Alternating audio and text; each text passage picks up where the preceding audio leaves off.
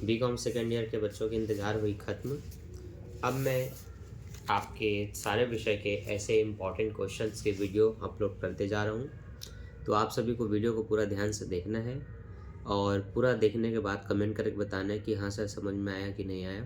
समझ में अगर आ जाता है तो हाँ आ गया, नहीं आया तो सर नहीं आया, इसमें ये डाउट में क्लियर डाउट्स है, मतलब इस टॉपिक में डाउट है, ऐसा आप बता सकते हैं। बाकी समझ में आ जाएगा, पूरा शुरू से एंड तक देखिए और फिर समझ में आ जाए तो वीडियो को लाइक करके दोस्तों में शेयर कर देना है, ठीक है। तो चलो सबसे पहले आपको मैं बताने वाला हूँ आपका परिघात अपूर्ण घात, ठीक है। परिघात अपूर्ण, ये आपका उदाहरण नंबर 5 में भी बताने वाला हूँ। इसमें क्या क्वेश्चन आएगा, इसमें लिखा रहेगा निम्न आंकड़ों से प्रत्यक्ष एवं संक्षिप्त रीति द्वारा प्रथम 4 परिघात परिकलित कीजिए, ठीक है। इनके कॉलम्स कैसे बनते हैं देखिए, आपको इस तरह से 0 से 10, 10 से 20, 20 से 30, 30 से 40 कुछ मान दिए रहेंगे। नीचे में उसकी कुछ आवृत्ति भी दिए रहेगी, वो कुछ भी हो सकते हैं। पहले कॉलम्स को पहले वाले कॉलम में अंक बोल करके जो भी नाम दिया वैसे लिख लेना है। दूसरा जो मान है उसको थर्ड कॉलम में लिखना है। पहला कॉलम जो आपका 0 से 10, 10 से 20, 20 से 30 से 40 है, इनका आधा आप यहाँ पर लिखेंगे। आधा मतलब औसत। 0 में 10 को जोड़िए, 10 का औसत कितना होगा, 2 से भाग देंगे, 5 होगा। ये दोनों होंगे 30, 30 का आधा 15, ये दोनों होंगे 50, 50 का आधा 25, ये दोनों होगा आपका 70, 70 का आधा 35। तो पहले कॉलम को जोड़ के आधा करना है, उसको मध्य बिंदु बोल के लिखना है। जो दूसरा कॉलम दिया रहता है उसको F आवृत्ति करके लिखना है। अब क्या करना है ध्यान देना, ये जो F और X है इन दोनों का गुणा होगा तो 5 एकम 5 हो गया, 15 दूनी 30 हो गया, 25 तिया 75, 35 चौक 140 हो गया, ठीक। अब क्या करना है आपको, विचलन ज्ञात करना है। क्या ज्ञात करना है, विचलन। विचलन ज्ञात करने के लिए जो x का कॉलम है उसमें से कुछ भी संख्या आप घटा सकते हैं, कुछ भी संख्या, ठीक है। या एग्जैक्ट रूप से कोई एक संख्या घटानी है तो क्या करना होता है वो बता रहा हूँ। आपका जो fx का जो टोटल अंक होगा उसको जितने का गैप होता है प्रश्नों में या फिर आवृत्ति का जितना टोटल होगा उनसे भाग दे देना है।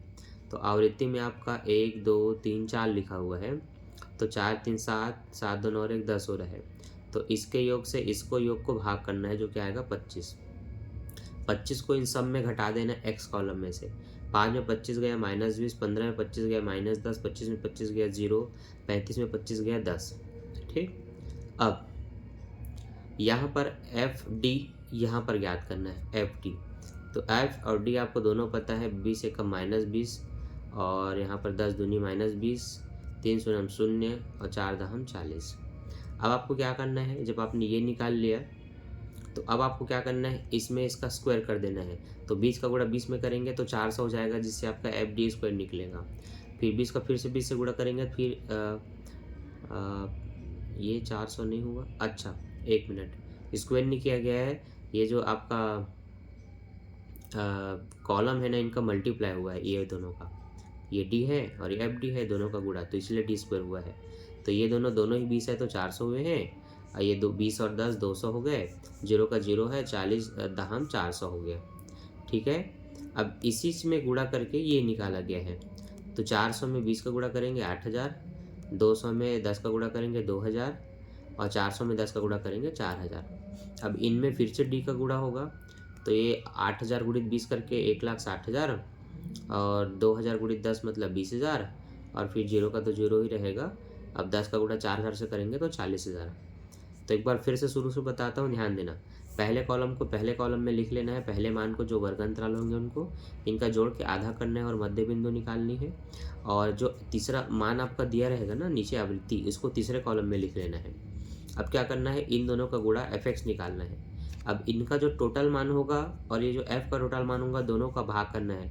भाग करने से जो संख्या मिलेगी उसको x में घटाना है। इससे क्या मिलता है आपको, d मिल जाता है। जब आप 5 में 25 घटाए तो -20 मिल गया, 15 में 25 घटाए तो -10, 25 में 25 गया 0, 35 में 25 गया 10 मिला +10। फिर आपने क्या किया, इस d के साथ इस f का गुणा किया जो आपको पहले से पता है, f इस तरह से। तो इनका फिर 20 एकम 20 हुआ, 10 दूनी 20 हुआ, 0 का 0 हुआ और 10 सौ 40 हुआ। अब बस इसी में d का गुणा करते करते पूरे कॉलम को बढ़ाना है। तो जब पहले बार गुणा हुआ तो डी स्क्वायर बना, दूसरे बार गुणा हुआ तो ये डी की घात 3 बना और फिर चौथे बार में ये बना, ठीक है। तो ये इम्पॉर्टेंट क्वेश्चन तो मैं नहीं कहूँगा, लेकिन हाँ, हर यूनिवर्सिटी अलग अलग क्वेश्चन ट्राई करती है, खास करके बिलासपुर के बाहर की यूनिवर्सिटी, तो इसलिए मैंने इस क्वेश्चन को समझा दिया। ठीक है, तो आप सभी को इसको बना करके देखना है। इसके बाद पार्ट 11 विषमता एवं इसके मापन। तो बावले की विषमता गुणांक, काले पेर्सन की विषमता गुणांक इत्यादि दिया हुआ है। देखो बनता कैसे है। सबसे पहले प्रश्न दो प्रकार के हो सकते हैं। एक जिसमें ऐसी मात्र कुछ भी मान दे रहेगा ऊपर और नीचे में, वर्गांतराल नहीं देगा। एक ऐसा क्वेश्चन जिसमें वर्गांतराल स्पष्ट रूप से दिया रहेगा। ठीक है, ये आगे के उदाहरण में दिया हुआ। दोनों प्रकार के क्वेश्चन को हम समझेंगे। देखो इसमें क्या किया है। जो आपके माप है ना 10, 11, 12, 13, 14, 15 तक, उसको लिखा है। जो नीचे में आपकी आवृत्ति दी है उसको लिखा है। ठीक है, और यहाँ बताया है कल्पित माध्य से विचलन। कल्पित माध्य से विचलन का मतलब ये होगा, जो एक्स का कॉलम है उसमें से कोई भी बीच की संख्या उठा के घटाई गई है, तो क्या घटाई गई है 12। 12 यहाँ पर है। 10 में 12 गया -2 बचा, 11 में 12 गया -1 बचा, 12 में 12 गया तो 0 बचा, 13 में 12 गया तो 1 बचा, 14 में 12 गया तो 2 बचा, 15 में 12 गया तो 3 बचा। ठीक, अब इसी को dx बोल दिया गया है। अब इसे मैं स्क्वायर कर दिया है तो 2 दूनी 4 हो गया, 1 एकम 1 हुआ, 1 एकम 1, 2 दूनी 4, 3 तिया 9 हो गया। ठीक है, अब f तथा dx का गुणा, f तथा dx मतलब ये और ये इन दोनों का गुणा, तो 2 दूनी -4, 4 एकम -4, 10 दूनी 0, 8 एकम 8, 5 दूनी 10 और 3 एकम 3 हुआ। ये समझ में आ गया ये दोनों कॉलम। अब यहाँ बोला है एफ डी एक्स तथा डी एक्स का एफ डी एक्स स्क्वायर से गुणा, तो एफ डी एक्स तथा डी एक्स का एफ डी स्क्वायर एक्स से गुणा। ठीक है, तो ये है आपका एफ डी एक्स, है ना, ये है आपका डी एक्स, और यह आपका एफ डी एक्स स्क्वायर कहाँ है यार। अच्छा चलो छोड़ो, देखो इन दोनों का गुणा हुआ है कुल मिला करके, तो 4 दूनी -8, माइनस माइनस +8 हो गया, 4 एकम माइनस माइनस +4 हो गया, 0 का 0 रहा, 8 एकम 8 हुआ, और 10 दूनी 20 हो गया, 3 तिया 9 हो गया। ठीक है, क्लियर है। इस तरह से बन गया आपके ये कॉलम्स। अब देखो नीचे, इसमें विषमता गुणांक में ना ये 3-4 चीज़ें निकालनी होती है, जैसे कि पहला समांतर माध्य। समांतर माध्य निकाले तो इसमें सूत्र होता है समांतर माध्य का सिग्मा एफ डी एक्स बटे एन, और कल्पित माध्य सामने में प्लस होता है। तो समांतर माध्य को एक्स पे बार से दर्शाते हैं। ए का मतलब होता है जो बीच में संख्या लेकर के सब में घटाए ना उसको, तो हमने 12 लिया था तो यहाँ 12 रख देंगे। ये आपका टोटल 13 निकला है, और बटे में पदों की संख्या है 30। इन दोनों को भाग करके 12 में जोड़ेंगे तो 0.43 आया है, जो जोड़ के 12.43 आपका आंसर है। ठीक है, अब निरीक्षक से भूयिष्ठक, भूयिष्ठक मतलब जो सबसे बड़ी संख्या उसको बहुलक बोल दिया जाता है, तो ये बहुलक का विधि से निकाल सकते हो। अब देखो प्रमाप विचलन निकाला है।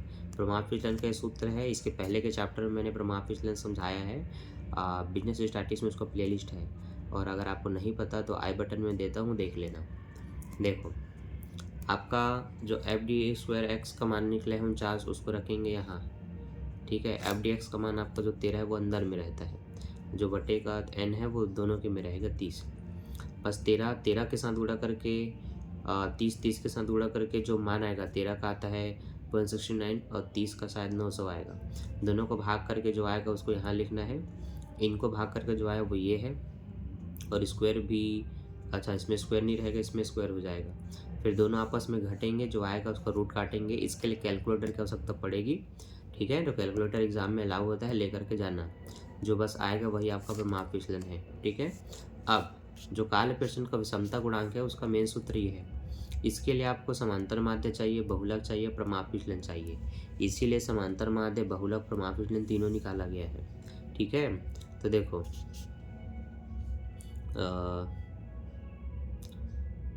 समांतर माध्य है आपका 12.43, और बहुलक आपका निकला है 12, और प्रमाप विचलन 1.2। दोनों को भाग किया गया, मतलब घटाया गया, तो 0.43 आया है। 1.2 से भाग देंगे तो 0.3583 आपका आंसर है।